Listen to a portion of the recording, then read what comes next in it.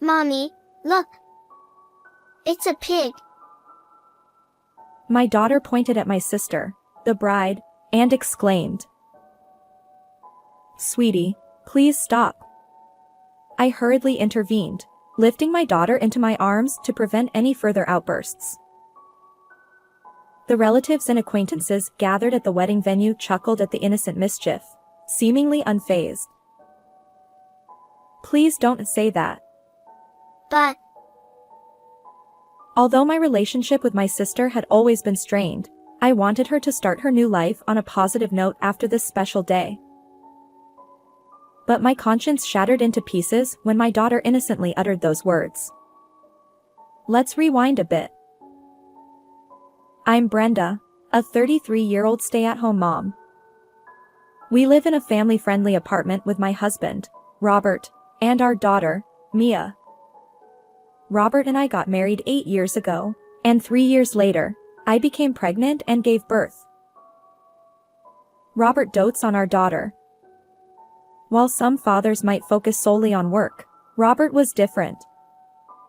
He took paternity leave, which was rare at the time, and was fully involved in caring for our daughter.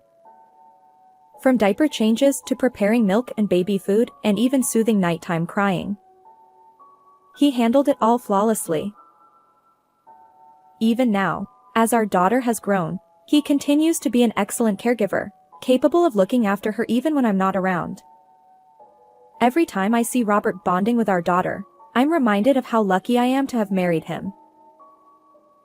One day, Robert returned home from work with a beaming smile. When I asked, "Did something good happen?" he replied, Actually, I'm getting promoted soon. And I'll finally get to participate in a project I've wanted to be part of for a while. "Wow, that's amazing. You've been working so hard lately. Congratulations." I congratulated Robert, and our daughter chimed in, Daddy, you're awesome. clapping her little hands with a smile. Robert gently patted her head and said, I can give my best because of you too. Thank you always. It was a picture-perfect marriage. However, there was one concern in our seemingly idyllic life: Robert's personality. He was kind-hearted, not just to family but to everyone. While it's undoubtedly a good trait, it sometimes borders on being a people-pleaser. On top of that, he could be easily influenced. Shortly after we got married, his accommodating nature led to a minor incident. Robert's college female friend unexpectedly showed up at our home. It turned out that Robert had been advising her, which caused the situation. Robert had said things like, "I'm here to listen anytime," or "lean on me when things get tough." True to his words, she came all the way to my house. At that moment, I was also at home, so I asked her to leave right away. But if I hadn't been there, Robert probably would have let her in. Maybe she would have pushed for a closer relationship. After the female friend left, I had given Robert a gentle warning, but he didn't seem to grasp what was wrong. That's why I worry sometimes that the same situation might happen again. It's precisely because I care about Robert. One day, after driving my daughter to kindergarten, I was cleaning the living room. My phone, which was on the dining table, started vibrating. I turned off the vacuum cleaner and checked. There was an email. The sender was my sister, who is 2 years older than me. What? No way. I couldn't help but exclaim. After all, my sister and I hadn't communicated for several years. To receive an email from her out of the blue felt like an emergency situation. I quickly opened the email. To my surprise, it was an apology letter. My sister, who is beautiful but has always been mean since childhood, treated me poorly. She would assign me homework or household chores, take away games I bought with my allowance, and even once stole my first boyfriend in high school. That's why I've kept minimal contact with her. The last time we interacted was when I invited her to my wedding. Now, out of the blue, she writes, "Sincere apologies for everything. I'd like to apologize in person." I wondered what game she was playing. Honestly, part of me thought, why bother now? On the other hand, we're both adults, and while we may not become close, perhaps we can have a civil relationship. After much contemplation, I finally decided to reply, writing and rewriting the message several times. In the end, I agreed to meet her at my place this coming Sunday. On that day, when I saw my sister after several years, she was still as beautiful as ever. Not trying to look younger, but with a beauty befitting her age.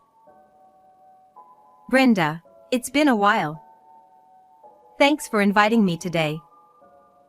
Here's a little gift. She smiled and handed me a cake box. I ushered her into the living room and guided her to the sofa. Then, I went to make coffee and returned to her side. Thank you. Where's Mia and Robert? She glanced around nervously. They're at the park right now, playing. They should be back soon. As I replied, she took a sip of her coffee. Suddenly, she turned to me, looking tense, and began apologizing. I'm truly sorry for being mean all these years. I've reflected a lot. It might seem late, but I realized if I don't apologize now, I'll regret it for the rest of my life. Come on, let's leave the past behind.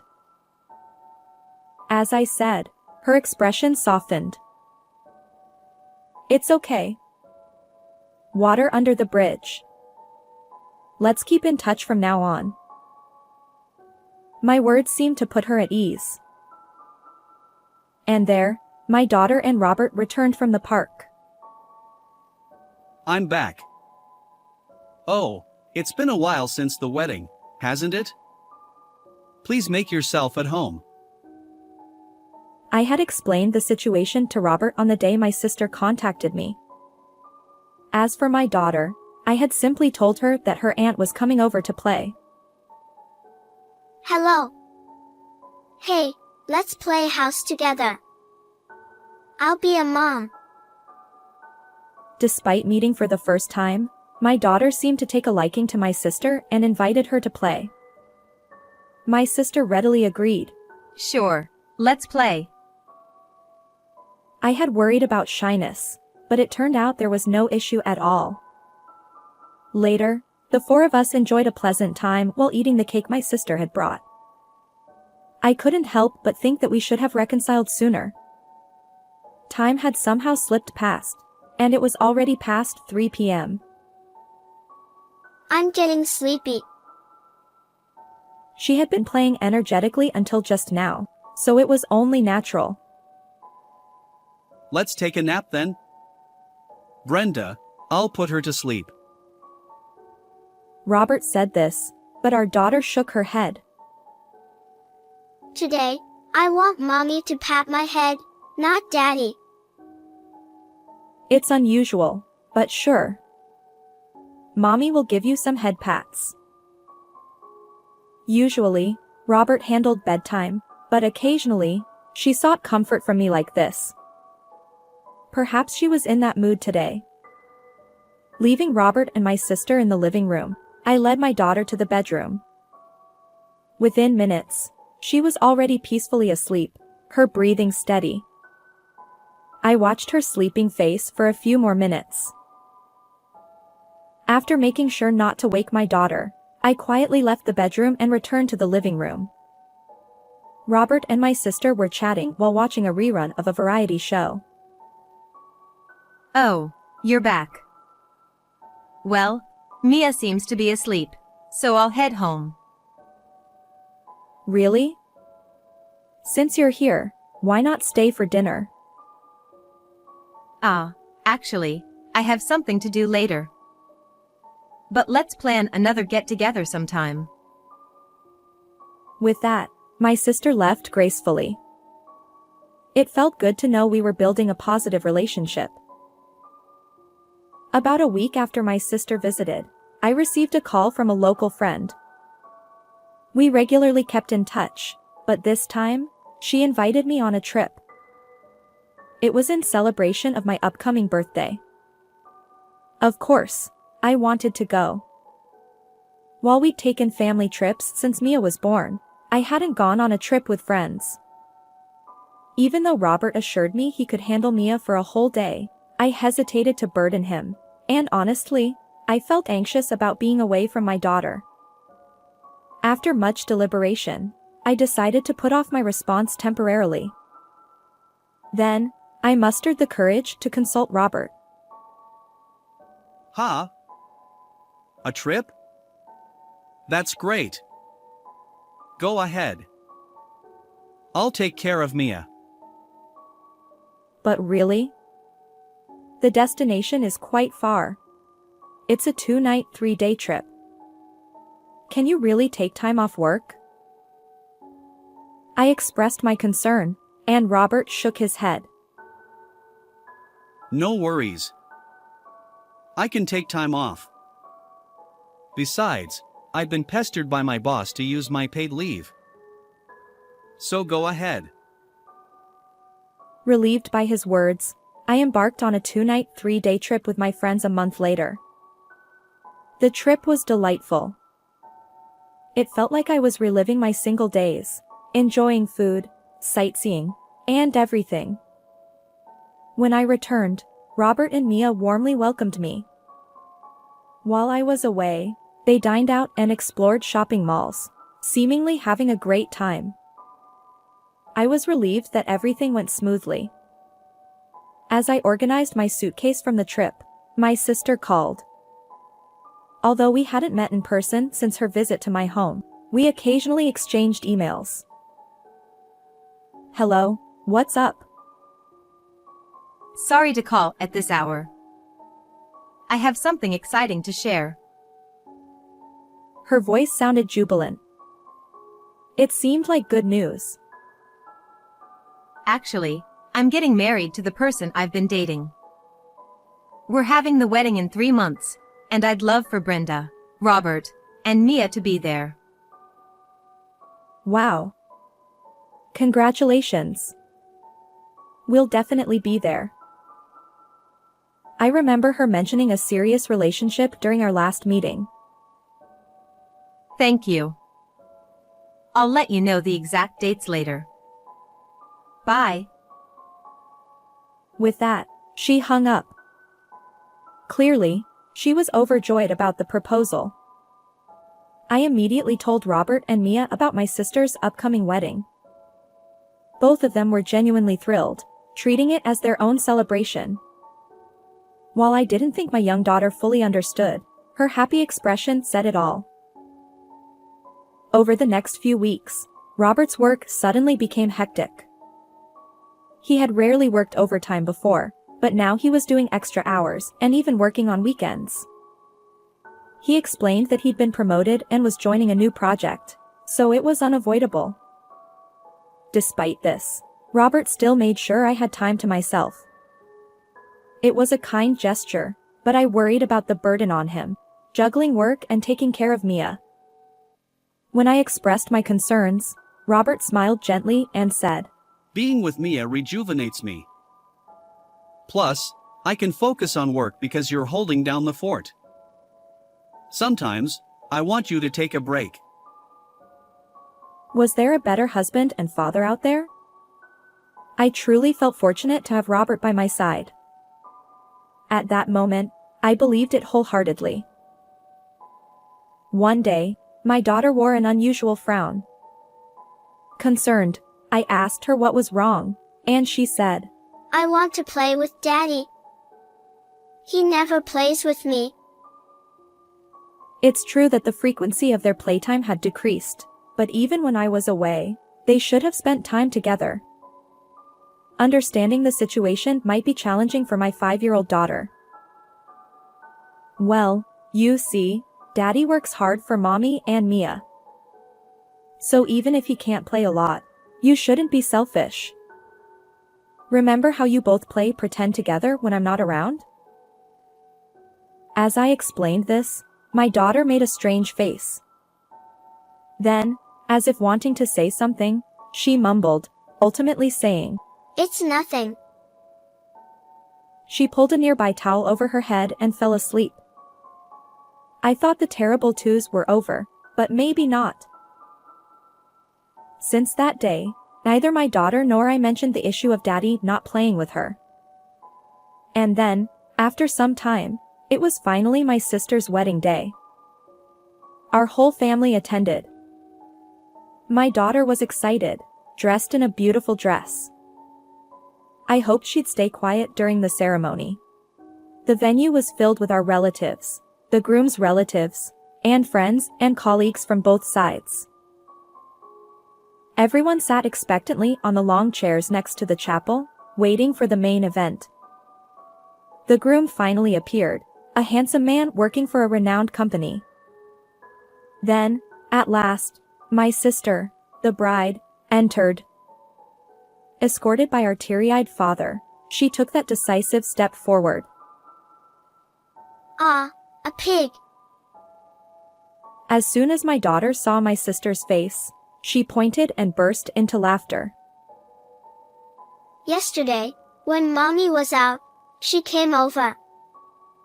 Daddy played piggy with her the whole time and didn't play with me. It's been like this lately. Daddy only plays with her. My blood ran cold. So, Robert had pushed me aside and engaged in an affair with my sister while I was away. I had thought he was a good husband, a good father, but it turned out I'd been betrayed all along. I glared at my sister. She looked momentarily startled but pretended not to hear, attempting to continue the ceremony. However, her plan backfired. One of the attendees, who had heard my daughter's words, loudly chimed in. Both my friend and I have had our boyfriends stolen by her. Presumably, she was one of my sister's friends. Perhaps she had also recently reconciled after being apologized to? Maybe that triggered the localized buzz, which now spread throughout the entire venue. Whispers erupted from various corners. A pig? Did she say oink oink? My sister finally couldn't bear it any longer. She tore off her veil and slammed it onto the floor. What nonsense! Obviously, that's a lie. Who would have an affair with such an ugly, unremarkable man, especially my sisters? Her words irked me, and I couldn't help but retort. A leopard cannot change its spots.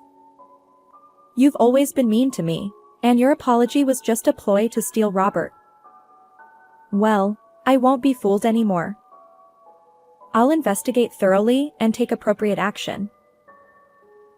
My sister shouted back. How dare you? Then, from somewhere in the crowd, a disdainful voice murmured. A pig shouldn't have a wedding. Everyone except the bride and groom's relatives burst into laughter. The venue staff tried to regain control, but it was too late. My sister finally lost it. She tossed her disheveled hair, lifted the hem of her long wedding dress, and ran away, shouting, Remember this. And just like that, she fled. A few days later, as promised, I gathered evidence of the affair and successfully divorced Robert. Naturally, I demanded compensation from both Robert and my sister. Robert paid a lump sum for child support as well. My sister, due to the cancelled wedding, faced additional compensation claims. Despite having a decent career, she lost her job due to the scandal. Now, she barely scrapes by with temporary work, her once prized beauty fading. I can't find any sympathy for her. Meanwhile, news of Robert's affair leaked somehow, becoming a topic at his workplace. Whispers and direct comments like, "Aren't you with the pig today?" followed him. His expected promotion was revoked, and he was removed from the project he'd been involved in. Reduced to menial tasks, he's now being encouraged to resign voluntarily. Afterward, my daughter and I returned to my family home. My parents were furious with my sister, and on the day the wedding was cancelled, they officially cut ties with her. In a way, our family home became the safest place for us. I regret that my daughter lost her father due to my sister's actions, but being raised by such a betrayer would likely have negative consequences in the long run. Now that my daughter doesn't have her father around, I need to step up and do my best. I'm determined not to inconvenience my daughter. With the unwavering support of my parents, I found a new job and started over in a new environment. How did you find this story? If you enjoyed it, consider subscribing to our channel. Until next time.